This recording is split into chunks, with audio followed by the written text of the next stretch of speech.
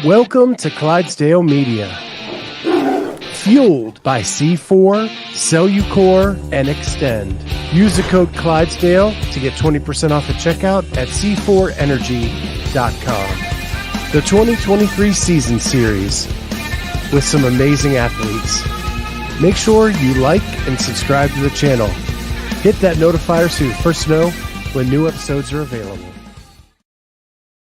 What is going on, everybody? Welcome to the Clydesdale Media meets the athletes of the 2023 CrossFit Games season, and we are here with my friend Carolyne Prevost. Carolyne, how are you doing? Not too bad, you? Good. I saw you got a nice swag box a day or two ago from the people at Tier. There was a lot of stuff in that box. Yeah, a few pairs of pants, shorts, sports bras, sweaters, t-shirts, all the good stuff. Yeah. So even, you've been a pro athlete in a couple different varieties. Does that stuff still excite you when the box comes in the mail and you get to open it up? Yeah, I think anytime you get like things sent to you, or if I go to the rink and I see some new things in my stall, I'm like, ooh, yes, new things. No, yeah, you always get excited. It's like a little kid in you comes out. Yeah, I can't even imagine. I know, like, we have like some people that are really good listeners who run businesses, and they send us stuff sometimes, and I get super jazzed for those little things. And so I can't even imagine getting a box full of clothes. That would be so awesome. And shoes. I am such a shoe guy. I didn't get any shoes this time, but I have a few pairs of Tiers anyways, so I'm good. I'm good on shoes right now. Yeah. So I talked to you twice during quarterfinals. Due to technical glitches, I wasn't able to share our conversations in full because of some things. So I kind of want to go back over the weekend a little bit with you. And I think one of the general themes were that the programming for this wasn't necessarily a Carolyne Prevost advantageous programming, but you head down and you got through it and did the best you could. Yeah, like there was some lower, like I like lower body things. I think all my sports growing up were predominantly lower body and like explosion type sports. Like there was some legs that was tested, but in none of the workouts that had the leg movements, I felt like that was even a factor in the workout. Like the first one had the front squats paired with varying movements of skilled upper body pressing gymnastics. And the workout really comes down to the gymnastics pressing, specifically more the wall facing handstand push-ups. And then the lunges workout, the lunges weren't really a factor. It was more where you could recover and breathe a little bit slower before the snatches, or if you had the skill of the crossover. And then the last one that had some legs more involved was like the deadlift. But the deadlift was so light that it didn't play a role in that. It was all the 9 rope climbs at the end.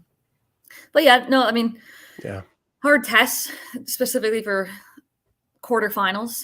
I think it was a lot harder than I thought the tests were going to be. I remember the first thing I said to Lex when I finished the first workout, I look at her and I was like, that was hard. That was like, I literally said to her, I go, that was over-programmed for quarterfinals. That's the first thing I said to her. Because I started thinking about other athletes that are doing the quarterfinals that have to do 25 feet unbroken handstand walk. And I was like we barely have to do 25 feet unbroken at semifinals. It's normally like 15 feet. They have like a line. So like I think about people that are going to quarterfinals and all they've done prior was wall walks, and now they're expected to handstand walk for 25 feet unbroken for 225 feet. 15 ring muscle ups. I mean, we had ring muscle ups in the open, but not everyone that makes it there was able to do the ring muscle ups. But that's fine. Like if they got stuck on the ring muscle ups, like there's nothing wrong with that. I just didn't expect the wall facing handstand push-ups at the quarterfinals. I was expecting them at the semifinals, and not at the quarters. So I guess we'll get the deficit at the semis. Yeah, I have heard a lot of complaints about the handstand walk more so than even the wall facing, that because it started the workout. A lot of the people maybe at percentile 95 to 90 may not even have been able to post a score on the first workout. Some of them just 9 reps, and some of them maybe not even if they can't front squat that first weight. Yeah. So I've heard more about that than even the wall facing. I think the wall facing was a challenge for a lot of people, and they like taking on that challenge as like later in the workout. But it was the handstand walk. Some of them never even got to try them because of that. Yeah, I mean, those are the wall facing handstand push-ups are hard. Like I've been doing them since, I mean, years ago, like in accessory work. And then after the deficit showed up at the games last year, I've done them in my programming. And then it's fine to put something skilled like that at the end of a workout under fatigue, because not everyone even gets to do those wall facing handstand push-ups. They get capped before, or they're stuck on another movement prior. So like that like it was fine. But yeah, when I started thinking about the unbroken handstand walk for certain people taking the test, I was like, oh, that sucks for those people. Yeah. Like for semifinal or people that are pretty close to semifinals and games, like those were good tests, but I felt they were like semifinal level tests. So with all that, do you think the seeding at semifinals will be more appropriate because the tests were harder I think the people at quarters? The people moving on are all deserving and they're all fit. They got tested with high skill gymnastics, some heavy lifting. You're going to see great athletes, and then it's new tests. So, yeah, I mean, the standings in the quarterfinals are the standings in the quarterfinals. Workouts are going to be for the semis, and some people perform better online than in person. And, a lot can happen during a weekend of competition back to back without redos. And, but I think the right people overall are moving on. Like they were hard tests, and I think they were good tests for the top 2 to 3%. If that's your goal to get you to the, like, if that's Bosman's goal of testing that top, 2, 3, 4%, it did the job of putting the right people. I still wanted a little bit more lower body. I felt like we didn't have so far a test in the open or quarterfinals where I'm just feeling my legs like tired and feeling that lactic acid in the legs. I haven't felt that yet in the open or quarters. Or a super, super heavy breathing. Maybe like, I guess number 2, if you had the crossover skill, that one, you were definitely heavier breathing in that one. But like the row, you're kind of slowly rowing and pacing. So I guess that your engine type workout. I know I talked to Emily Rolfe a lot about those 2 workouts in particular because, she's an engine person, right? That's kind of her money. Yeah. Right. And she said one of many things that she's good at. Right. Like event 2 was just, it never hurt for her. Like it wasn't heavy enough to hurt. And it wasn't like, I think she was saying it fell a little bit short even of really testing that. And it became just, do you have the crossovers? Well, that's the thing, right? If you were very proficient in the crossovers where you're just picking it up and then going, and then it's more of a test of engine. If you're not quite as proficient in the crossover, it became a crossover workout, and then you're having to slow your breathing down. Some people might miss a little bit, but it takes away that engine type workout. But if you had that skill, it was like you were heavier breathing in that workout. But I just don't think that was, like, I look at that test, that was my best test. But I don't, like, I look at a lot of fitter like athletes that didn't do as well. It doesn't really tell me much about their fitness. Like it just, right. The only thing I'll look at is like, oh, they can probably work on their crossover like movement, but it doesn't tell me that they're not fit or they're not ready right now. And then one thing I got from the other athletes pretty universally was that event 4, a lot of people did that last because they thought it was going to crush their midline. And even the masters athlete I had do it for us, were like, it wasn't as bad as we thought it was going to be. The only time it really came into play was the hip flexors opening up on the row. Yeah, I mean, I did that one fourth. I basically stayed in the order 1 to 5. And yeah, I mean, it just comes down to cycling of the GHDs I found, or if you're like able to go unbroken on the V-ups. You're not making up too much time on the row. I mean, you can really go too slow also, where then you don't have enough time to catch up, or if you're going so fast that you're so winded that your GHDs are slow. I just think I don't cycle GHDs as fast as some of the other athletes.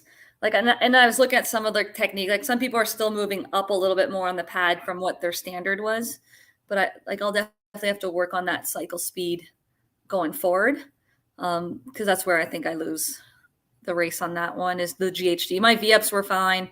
My row, I'm good on the rower, so I just have to pick up a little bit on the GHDs.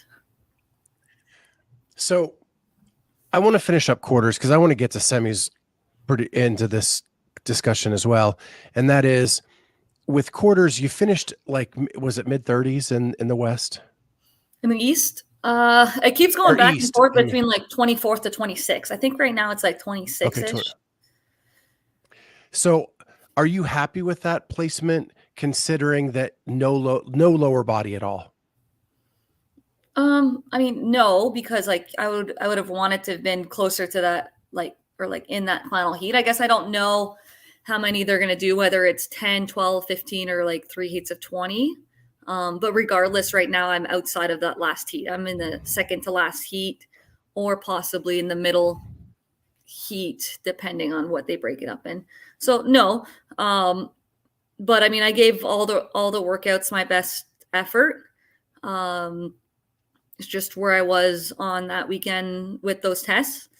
And then I still have some improving to do going into semifinals. I mean, there's some fit people in the East. It's stacked.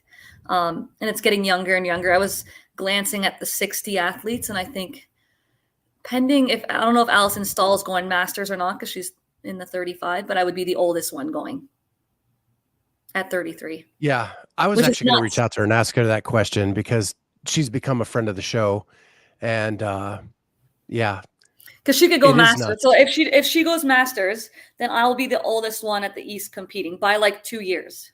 It's nuts. Like, 'cause I don't consider myself old at all.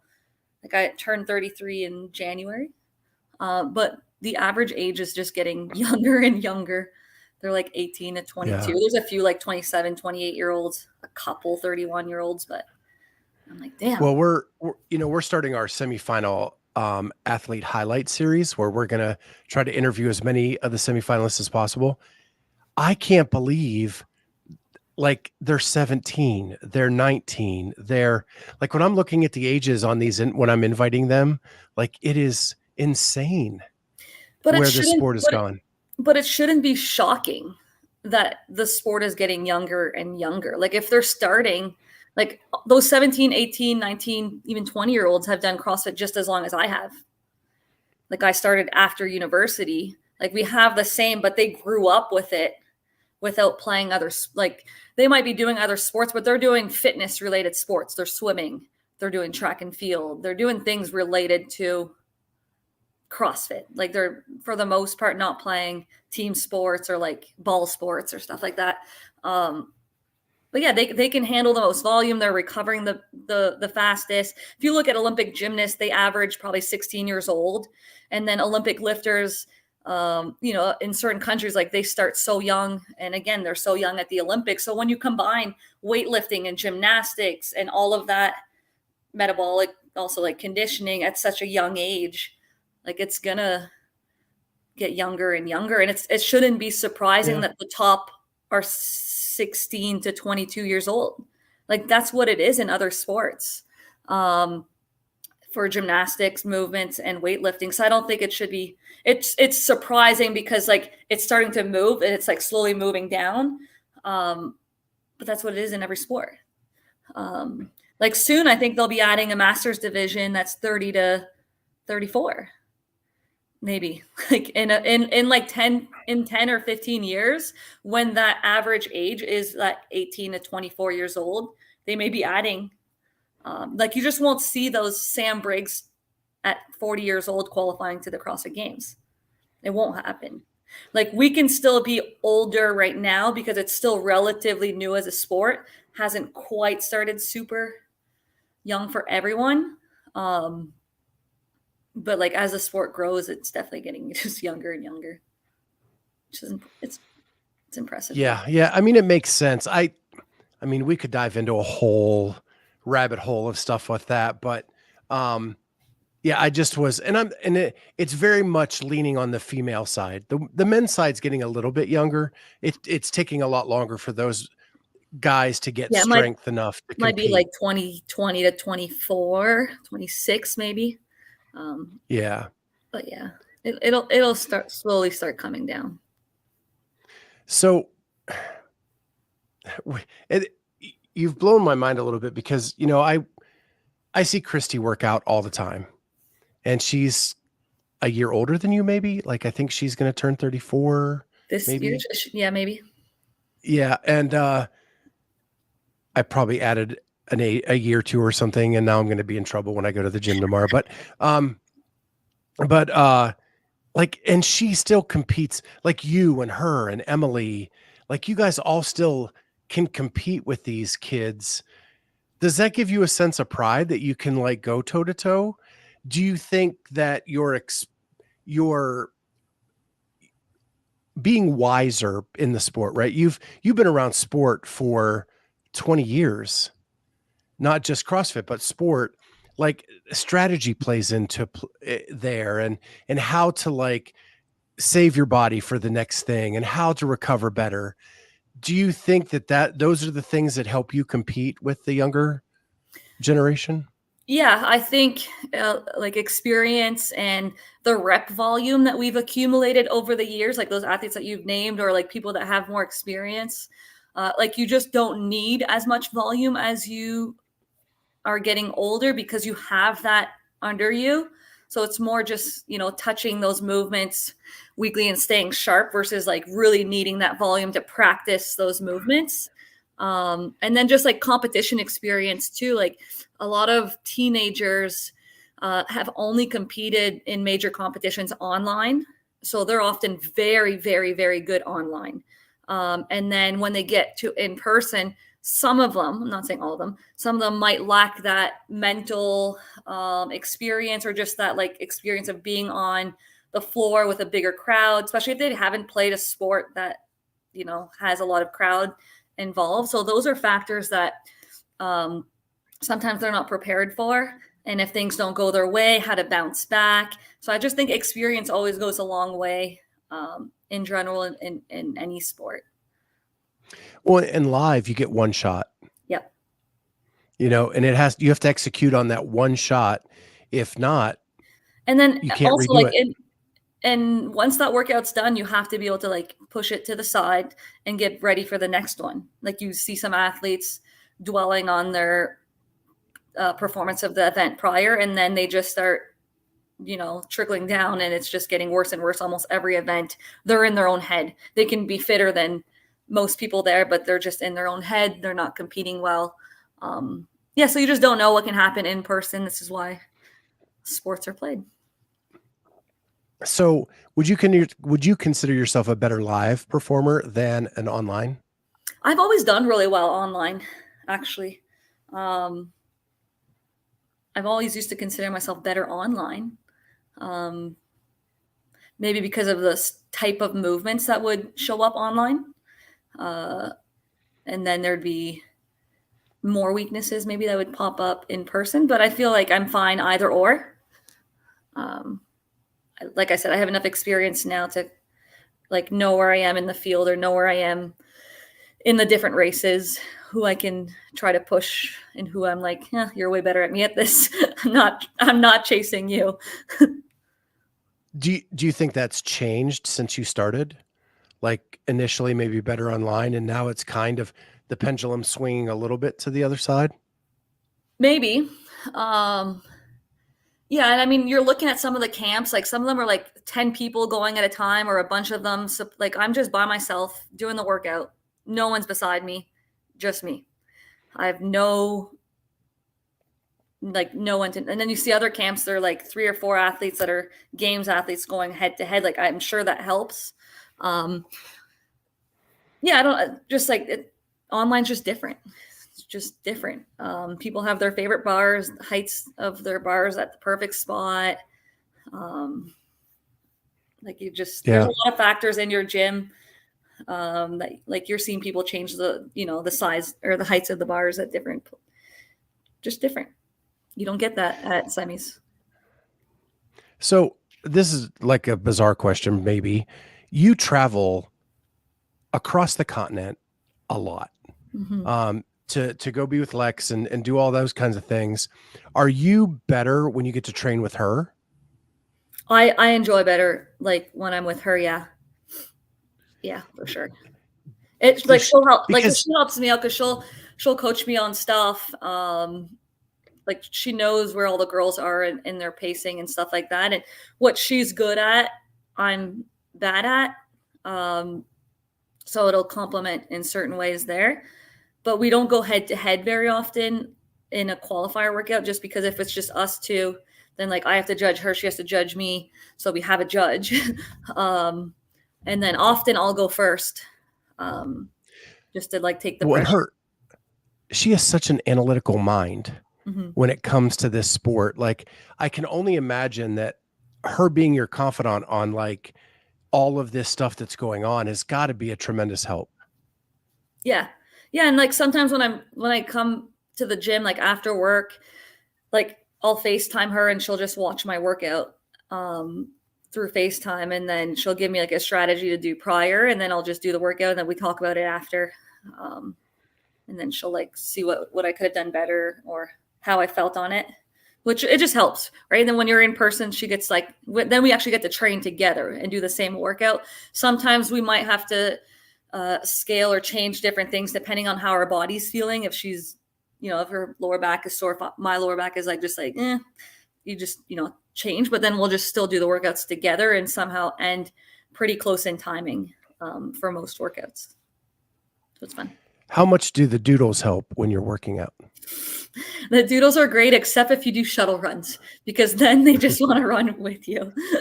And then they'll like get in your way and jump up and they get super excited, but they'll just like hang out there. And then they know as soon as we're done, then they just come and like lay on our chest and put the paw there. Super cute. Yeah, they're great. They're amazing in the gym. Like we can lift right in front of them and like they're not scared at all. Obviously, if it's a lift that I don't trust myself in front of them, I'll move my barbell. um, but no, they're great. They're great dogs. My dog would try to jump on the barbell as I was lifting it. No, they know better. They know better. Um, so we go to semifinals. You're going to be in Orlando, Mhm. which is not a small trip from Canada to Florida. You're going to stay down there. What's the plan? You're going to come in early? You're going to come in right before? I work, so I can't take like a week off work. Like it's literally impossible for me to do that, especially because I've already taken a lot of sick days for hockey this year for travel, like in the first semester. So I don't have that because we don't have like vacation days because we have 2 months off and all the holidays off. So we get like 11 sick days a year. Um, and then like a few personal days that you can take, but I don't have many left because of hockey and just traveling to California and stuff. Um, so it has our semifinals starting the 18th, but I don't know if that's teams or not. There's not enough information, so I haven't booked my flight yet or anything. I'd like to get a little bit more info if I can before I book that, but normally I would get in on the registration day or maybe the night before the registration day. So like if we start on the Thursday, I'd probably try to leave Tuesday after work, fly and get there Tuesday evening, Wednesday would have the day there, and then let's say we compete or register on Thursday. So it would be 2 days off for me of work, because it's it's a long weekend. I think it's the Monday that we get off for work. So that means I would have to miss 3 consecutive days, which is always like, hard to do. So Yeah, that's crazy. Some it's funny people, because some the people have athletes we jobs that they followed. can take off work like this. Like I can't take a week off work. It stresses me out missing work. It's so much more work to miss as a teacher. And then I'm trying, like, they have my grade 9s are doing their provincial math tests like early June. So missing at the end of May, like I can't just take a week off. I'm trying to prepare them for the provincial math test, and trying to be there for them. So there's just a lot to juggle. It's funny because the athletes we're following, you and Emily are the older group, and both of you have these jobs that make it very hard for you to get time off. Mm-hmm. Yeah, she had to fight to get the Saturday of quarterfinals off. Yeah. And then it made it where she has more like time off during the competition season that she can take. Is like I get that time off, but like in the summer, right? Because like she'll be able to go to Dubai or something, or go travel for like a week or a week and a half throughout the year, because she can kind of spread out her days more throughout the year. Whereas like I have barely any during competition season. Like I can't go to all of these competitions and take a week to travel. Yeah, I think this year is different for her because the shortage of healthcare workers. Yes, for sure. That's and so she's just fighting for time off, which is tough, especially on weekends, which is when all the competitions are. Of course. Yeah. So like during quarter, she had to work Sunday, so all of her stuff had to be done by Saturday. Yeah, and I flew back. You the same way because of travel. Yeah, I had to fly back so I could go back to work on the Monday. So I flew Sunday morning. It was just cheaper. Yeah. And that's another reason why the youth in the sport have kind of a little bit of an advantage, because they don't have those responsibilities. No, that's the other thing too, is they're able to handle volume, recover fast. Like responsibilities are not paying for rent or mortgage or all the bills and working. So it's a different reality, I guess, for them. So let's finish up with semis. We're going to Orlando. It's going to be 60 people per. In my opinion, it is the opportunity CrossFit has in front of it to grow the sport if they do it right. You've been around the sport a while. I think that semifinals, regionals, whatever it was called at that time, is if you're a fan of the sport and you want to see your favorite athlete up close and personal, it's semifinals. At the games, you guys are kind of hidden away, toured from place to place. You don't have time to like do selfies and sign autographs and do all that kind of stuff. At semifinals, you do. And the lineups at these two, because they went from 4 to 2, are stacked. And if CrossFit treats them like a rock show, this could be the growth of the sport. But I think like semifinals is the most stressful competition though for the athletes. For the bubble athletes, I guess, not the shoe-ins. Yeah, because there's a lot of people competing for that spot, and you haven't made it to the games yet, so you have to be on your games. So I don't know that many athletes have that much time at semifinals to do all of that, just because it's a super stressful weekend, I guess. Yeah, I just find like at the end of the day, the athletes walk out through Vendor Village and they, not like during the competition, of course. Yeah. You're doing your thing, but like at the end of the day, you walk out through Vendor Village. You're just closer to the athletes. You see them warming up sometimes. You're more involved in the competition, I guess. Yeah, when you're at like the outdoor park at the games, your favorite athlete may be clear across the field and they look like an ant. at that point, where at semis, it's not that way. And I just think it's a huge opportunity. And, they're saying that the European one is going to be like off the chain because it's the biggest competition Europe will ever have had. And phenomenal athletes there too, right? Like their top Right. 60s, male and female, are unreal. Like it's a mini CrossFit Games. It's just it's going Yeah. to be a battle for those top, 11 or 10 to 12 spots that those field are going to get. It's going to be exciting for all of the semifinals. So the numbers I'm seeing are 12 in the East for the women. And that's not official from CrossFit. That is people who have way bigger brains than me doing analytics on the side, saying they're predicting 12 for the East. And then I've heard rumor that they are looking at heats of 15. 15. That's what I originally thought was 4 heats of 15, which would put me in the second to last heat, which is fine. I mean, just for the first day. Hopefully, yeah. Battle back. No. Do you like those numbers? Do you like the 12? Do you like that your region could get more people to the games than like the way it was last year? The more the better. Bring them all to these. Right.